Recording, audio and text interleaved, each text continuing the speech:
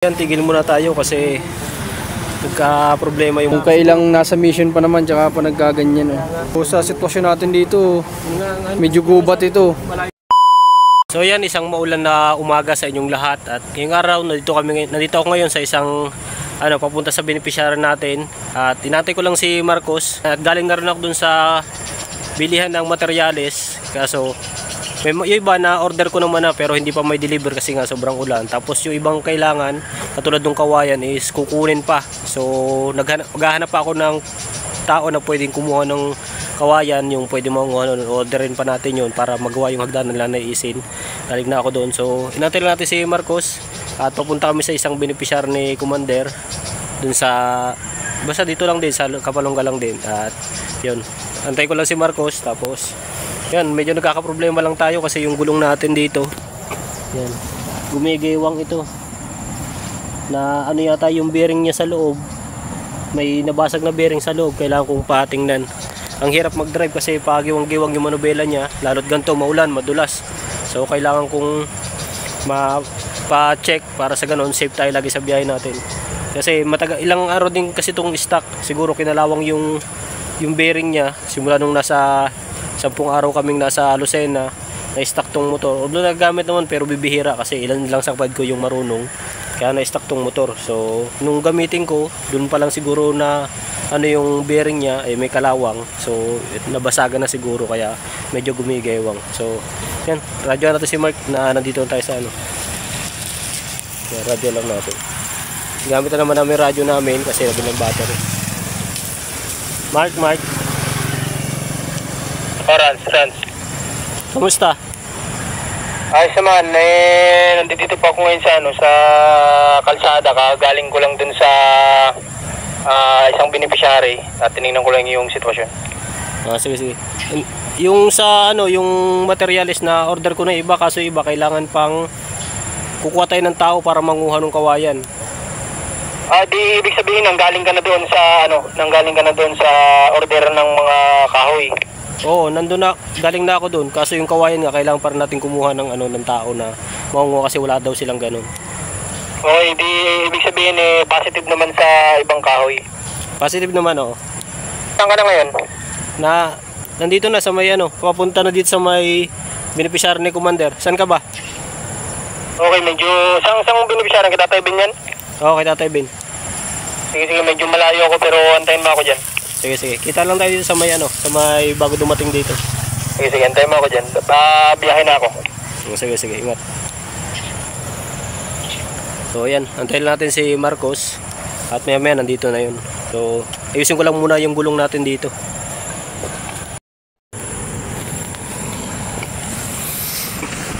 So yan. Ito yung medyo umano na yung kalawang niya, lumabas na yung kalawang niya.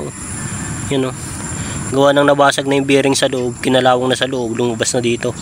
So mamaya pagtapos namin, papa-check ko na lang dun sa pagawaan kung kaya pa, kung makakauwi kami ng maaga. Dadaan ko sana kanina kaso busy kami, may naasikaso pa kami ngayon kay nanaisin, tapos may problema pa rin dito sa beneficiary Commander na kailangan naming ayusin. So yan, hintayin lang natin si Marcos.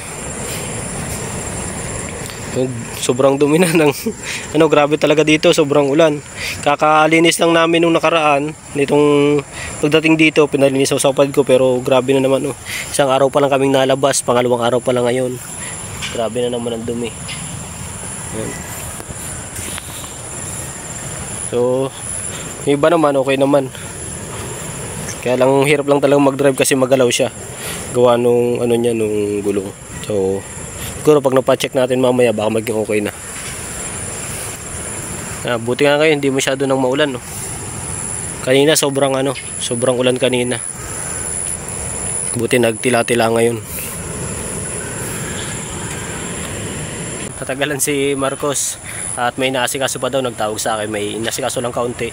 Kaya medyo natagalan paghintay natin dito pero nandiyan naman na daw, on the way na. Nandito na.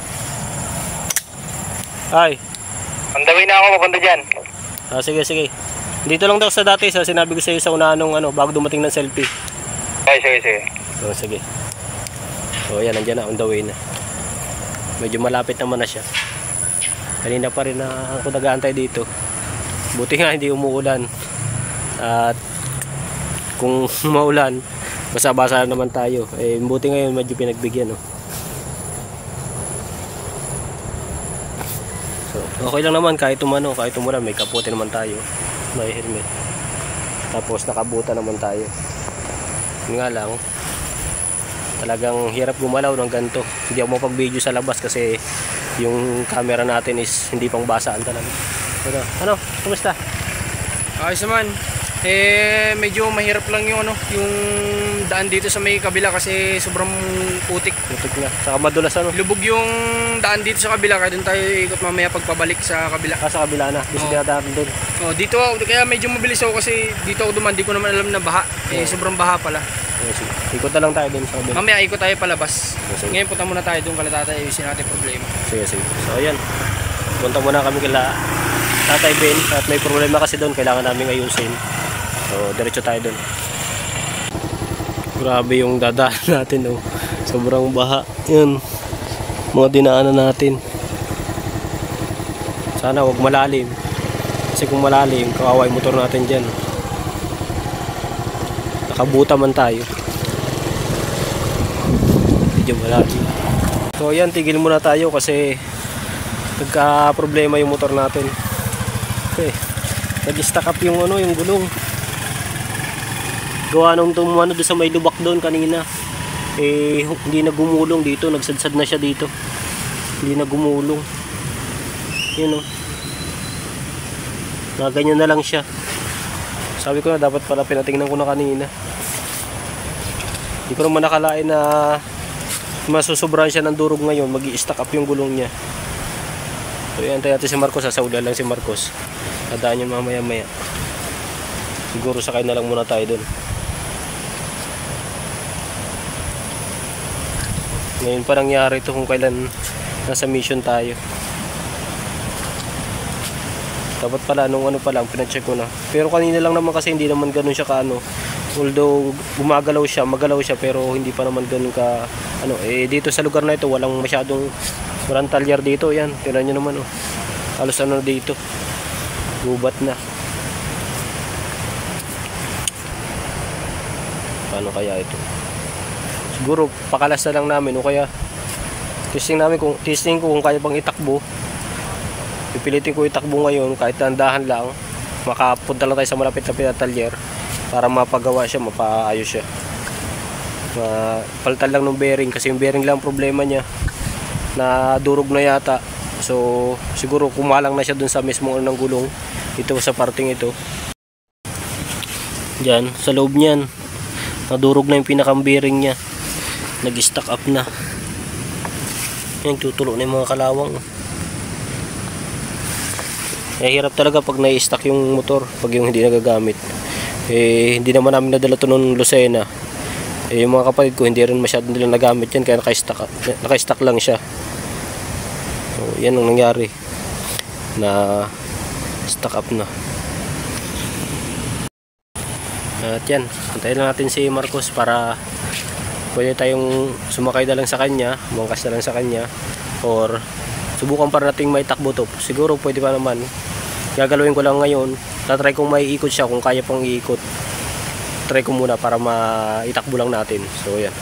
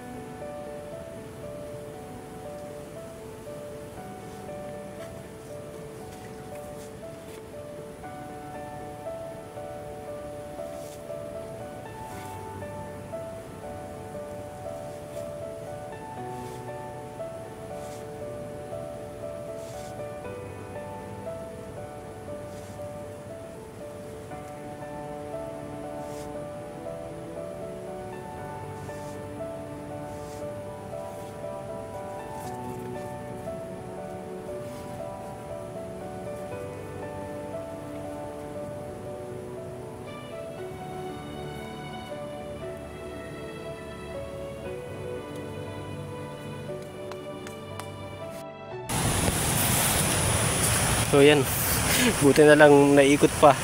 inano ko siya pabalik, pinersa ko na siya pabalik bago ko inikot ulit pa abante para sa ganun makontra yung nakabara, kasi may nakabara siyang parang bearing. So inatras ko muna ng ano, ikot ko ng paatras, pinersa ko na lang para sa ganun matanggal yung kalang para may ikot. So gumugulong naman na siya, kaya lang papapalitan talaga natin ng bearing. Hindi ko alam kung magkano abutin yan, pero madali naman siguro yan kasi yung bearing lang naman, dati nagpapalit ako ng ganyan. Hindi naman ganun katagal gawin. Yung nga lang, ang problema natin, yung talyer dito wala. So sa sentro pa tayo, depende yung gagawin natin. Susubukan nating paanda rin doon. Kung hindi kaya, papaservice na lang tayo dito ng gagawa. Pero tingin ko kaya naman. Subukan lang natin madala sa talyer na malapit na gawaan. Magawa lang siya kahit na yun, yung bearing lang, mapalitan lang yung bearing, maayos lang siya ngayon. Kaya naman siguro, abot pa naman siguro kami. Sabihin ko lang kay Mark para sa ganun, maka ano kami ng maaga, makabalik kami agad. Kung tapos dito kala Tatay Doro. Kaya Tatay Ben, kaya Tatay na pati. Nahahawa na ako kay Marco sa pagiging makakalimutin. So yan. Subukan lang natin, pili natin patakbuhin dun sa ano. Nangyari? Ayan, dito si Marcos. Naglock yung gulong niya sa unahan. Nabasagan ng bearing sa loob. Hindi na maandar? Hindi gumugulong? Hindi gumulong, pero naikot ko naman na siya. Inanong pinersa ko, ikutin siya pabalik para matanggal lang yung siguro nakakalang na bearing, yung matanggal. Pinersa ko ulit paano yun, ipaikutin ulit. Try mo daw. Ito sa bante ko na. I-try mo nga kung kayang umikot, kung mapaikot mo. Napaikot ko na siya kanina. Gawa nung... I-double check mo kung kaya mong paikutin yung harapan para sigurado. Yan, okay. Ano nangyari? Bakit nag-lock? Saan? Bakit? Kanina pa ba yan may problema? Oo. Nadurog yung bearing niya sa loob. Yung pinakang bearing. Oo. Pero- Kaya pala sabi ko, nagtatagas yung may kalawang. Nag-stack up. Nag-stock up. Gawa siguro ito nung ilang araw tayo wala dito na stock. Ngayon lang pinaanda. Kung kailang nasa mission pa naman, tsaka pa nagkaganyan. Kaya nga, siguro nung kinalawang siya, nung stock nung mga nakaraang wala tayo. Sige daw, i-try mo nga paikutin mo nga. Para ma-sure natin, baka mamaya kung doon tayo sa medyo mahirap na daan, doon ka paabutin na naman. Ano naman na siya. Gumugulong, sige nga, tulak mo pa nga. I-ano mo yung i-double check mo din yung dito sa may Saan? dito. Paikutin mo ng kamay mo. Sige nga, iangat mo, tapos paikutin mo ng kamay mo. Grabe. Kaya pala, nauna ka na nga sa akin kanina. Mayroon sa kumisa kanina, kaya lang ay umano naman. Nung una, naramdam ko na may naglalagatok. Kaya sabi ko, baka kaya pa. Oh? Medyo na Oo nga, maganit. Pero kaya makarating. Kaya mo makarating. Kaya lang, pagdating nga doon, kailangan papalitan na rin. Baka madamage ito. Yan, mahirap. Yan yung mga bayan ang dinadaanas namin sa mission. Minsan, kaka-mission namin sa hirap ng daan. Yan tumagas na yung katawang niya. Tumagas Yan Ay, oo. Tingin ko nga, nung wala tayo, yung pinaka-bearing niya, kinalawang na, tapos ngayon lang baga natin... Nag-crack kasi gumagapok yan Grabe. Sana makauwi pa tayo. Kaya, titingnan, pipilitin natin kung Sige. naman, pwede na bang kakalasin na natin, mangiram tayo ng pangkalas. Kaso sa sitwasyon natin dito, Yung medyo gubat ito. malayo dito mga talyer. Malayo talyer dito. Sa sentro pa natin madadala. Di ganun na lang, sige, subukan natin. Kung hindi kaya, di hilahin na lang, hanap tayong tali, hilahin ko. Sige. Takbo natin dahan-dahan. Sige. Para makapunta muna tayo doon kay Tatay Ben. Oo. So yan, dito na tayo sa may pupunta ka na Tatay Ben. At tawa man ng Diyos, nakagulong man yung gulong natin. Kaya lang yun, medyo lumalaga to, kailangan natin papalitan pag uwi na. Tapusin mo natin itong mission natin dito kay Tatay Ben para maayos na to. At sila Marcos nandiyan sa likod.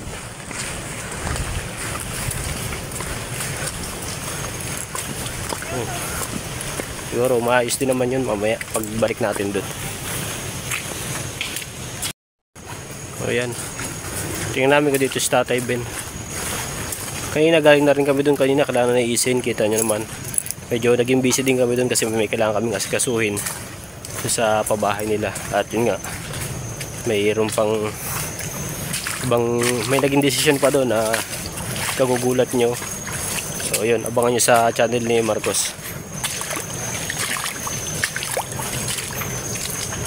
Grabe, walang hukay talagang andito. Grabe ang putik. Buti na lang lagi tayo nakabuta dito. Kasi kung hindi, talagang kawawa nga natin dito. Tsinelas, kaya sapatos. Ano kung sapatos, grabe, sobrang dumi ng sapatos natin ito. Lagi tayo ito maglalaba. Ang hirap po man dilaban pag putik, lalo't kapit sa ano ng sapatos. Hindi naman lagi pwedeng laban ng sapatos, lalo ganito matagal matuyo kasi hindi naman umiinit. So napakahirap ng sapatos, laban ng sapatos pagka ganito. Kaya tama lang to na nakabuta tayo. Dalawa lang pamilya natin, buta o kahit tsinelas, ganun lang.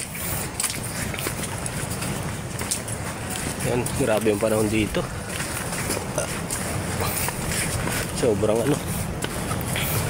Sobrang dilim, hindi na nakakaano ng araw dito. Kaya kawawa yung mga may ng palay ngayon, hindi nakakapagbilad ang palay nila kasi hindi umiinit. Sa ibang lugar na basa ko yung mga comment ng iba, ganito rin sa kanila, halos walang tigil din ang ulan. May andito ng alimango. Wala ating tigil ang ulan doon sa ibang lugar. Nakikita ko yung mga comment ng mga kababayan natin na iba, sa mga lugar nila is ganito rin. Grabe din yung ulan. Yung iba naman sa Manila naman medyo mainit naman. Dito lang talaga sa Bicol, saka sa Visayas, doon medyo masama ang panahon, medyo maulan. Kaya kaunting tiis lang. Lilipas din itong tag-ulan na to.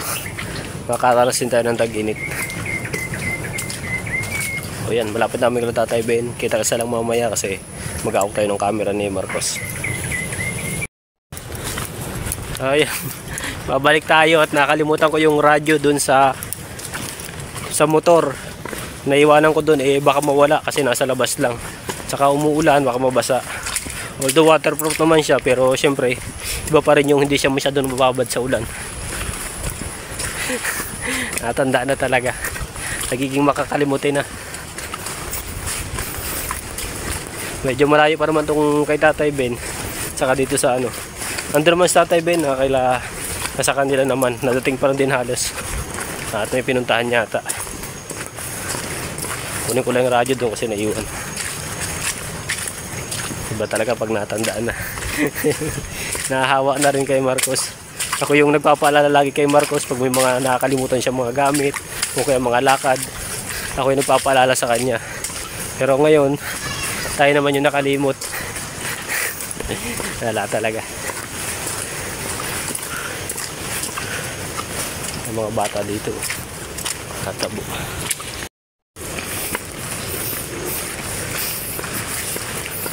Ano yan? Inumin yan? Hindi. Inumin? Hindi. Ano yan? Bakit niya nyo yung bato? Panglagay sa panggal. Panglagay sa panggal. Pampabigat. Sige. Ano tayo? Naiwan lang yung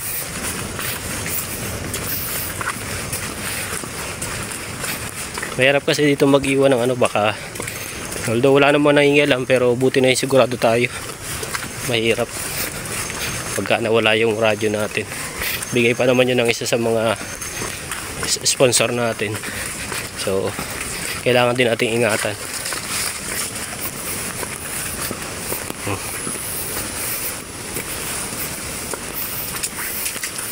Yan, kalagay siya dyan.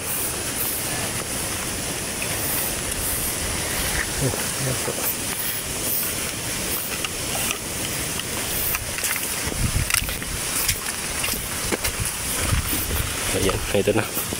Saka yung salamin naiwan parehas, nakalagay lang dun sa ng motor. Balik na tayo dun kay Tatay Ben. Ano yung basura dito?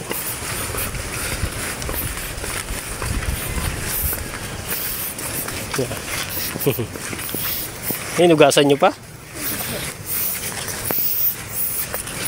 Kuha sila nung ano, bato. Kuha sila nung bato dito na ano. Yan, mga ganyan bato. Tinatali nila dun sa panggal. Yung panggal, yung sa mga hindi nakakaalam, yun yung kung tawag, yun yung parang ano, panghuli siya ng alimango. May lambat siya. Tapos nilalagay sa mga ano, sa mga ganto sa bakawanan. Dito siya nilalagay para makahuli ng alimango. Nilalagyan nila ng bato para sa ganun. Hindi ano din yung ano nila. Hindi na ano rin yung panggal nila. Kasi kung hindi mo lalagyan kasi ng pabigat yun, pagka na high tide o na low tide, na dadala siya ng agos. Kaya kailangan lagi may pabigat o kaya tutusukan mo siya. May pinapasakan siya ng mga sanga. Ako kasi dati nung nagaganyan ako, nang huli ako ng alimango, hindi bato ang ginagamit ko. Yung mga sanga-sanga, may mga dala akong sanga no na letter ano siya, letter Y siya. Tapos puputulin mo lang. Pagtusok mo nung paglapag mo ng panggal, tutusok mo lang siya. Tutusukan mo lang siya nung ano nung sanga na yun. Pwede rin yung ugat ng bakawan kasi matibay din yung ugat ng bakawan. Titilusan mo lang siya. Titilusan mo lang pati yung sanga, titilusan mo. Tapos tutusok mo lang siya dun sa gilid ng panggal. Nasa ganun hindi ano din. Kasi pag inanod yung panggal mo, wala, pagbalik mo dun sa pinaglagyan mo, wala ka nang babalikan. Kasi wala na dun, inanod na. Kaya kailangan lagi may ganun, may bato o kaya pasak. Yun. Dalawang klase lang naman yung ginagamit, pasak o kaya bato. Sila ginagamit nila bato, kaso ako hindi ako nagamit ng ganun kasi yun ay tinatali na nila mismo sa panggal yun. Pagdadala mo ng panggal, babalagwit mo siya dito, naka ano siya iyo. Pagdadala mo siya, lilipat ka ng lugar. Pag dagdag bigat pa yun doon sa panggal kasi pipix mo na siya doon sa panggal eh, nakatali na siya sa panggal, kaya dagdag bigat pa yun eh, medyo malaki-laki yung bato. Kaya ako hindi ako nagamit ng ganun. Ang ginagamit ko talaga is sanga, yung pasak. Kukuha ako ng paletter tin noon, tapos yun ay gagamitin ko. At least yun, hindi ganong kabigat.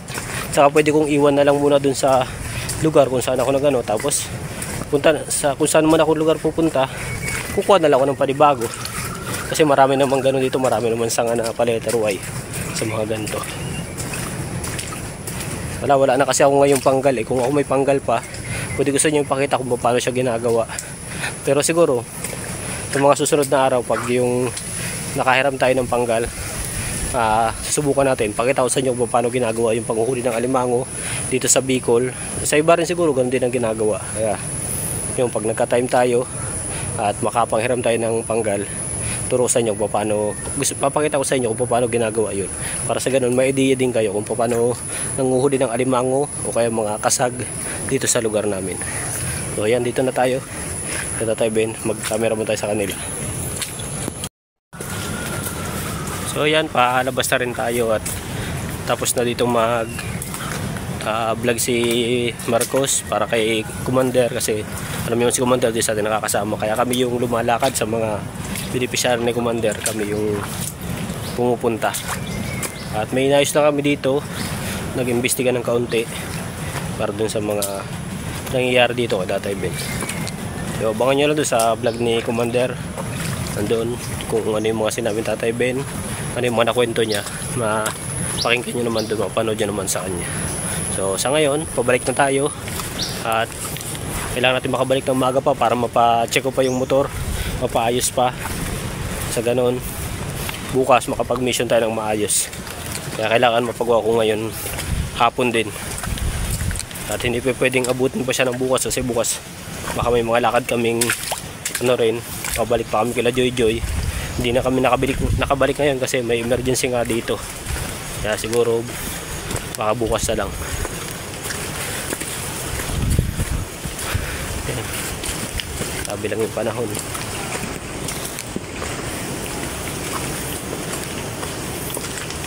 So ayan, kita-kitsa lang sa sunod natin na vlog, sa sunod na lakad namin. At hanggang dito lang muna yung vlog ko. At hindi tayo makapag-video dun sa ano kasi medyo magtutulak siguro kami ngayon ng motor or hihilahin. Hindi namin alam kung ano yung magiging ano, kung kaya naman itakbo hanggang dun sa talyer, sa gawaan, tatakbo natin kahit dahan-dahan lang. Total durog na rin naman yun. Huwag lang sanang madamage yung mags natin. Kasi pag na-damage yun, mas malaking gastusan. At mahirap na. Ayan. Putik pa. Ayan. Kita-kits na lang ulit sa sunod na vlog natin. Maraming salamat sa lahat ng sumusuporta at nanonood sa videos natin. At sa patuloy na panonood sa amin, sa team namin, kahit ganito lang yung namin. So, yan. Muli, mag-ingat kayo palagi. At God bless sa inyo na.